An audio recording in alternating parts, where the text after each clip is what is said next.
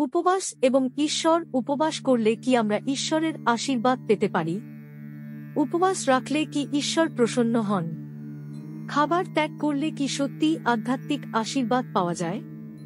চলুন কিছু বাস্তব সত্য নিয়ে আলোচনা করা যাক। আমাদের লিভার, যকৃৎ, হল মনোযোগের কেন্দ্রস্থল। একটি সুস্থ লিভার আমাদের একাগ্রতা বৃদ্ধি করে, যা ধ্যানের জন্য অত্যন্ত প্রয়োজনীয়।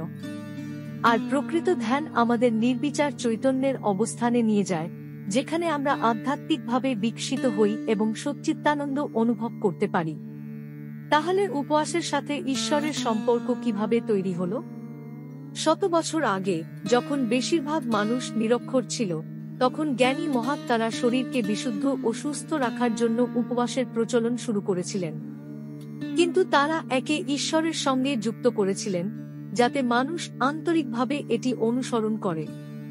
আজ, যখন আমাদের কাছে প্রচুর জ্ঞান ও বিজ্ঞান রয়েছে, তখন আমাদের শারীরিক, মানসিক, আবেগিক ও আধ্যাত্মিক স্বাস্থ্যের বিষয়ে গভীরভাবে বোঝা উচিত। বাস্তবতা কি?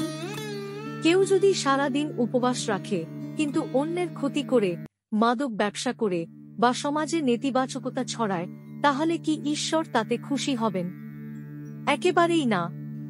সত্য হল, উপবাস শরীরকে সুস্থ রাখার জন্য করা উচিত, আধ্যাত্মিকতার শর্টকাট হিসেবে নয়। ঈশ্বরকে সত্যিকারের খুশি করতে চাইলে ভালো কাজ করুন, হৃদয়কে বিশুদ্ধ রাখুন, এটাই প্রকৃত ভক্তির প্রথম ধাপ।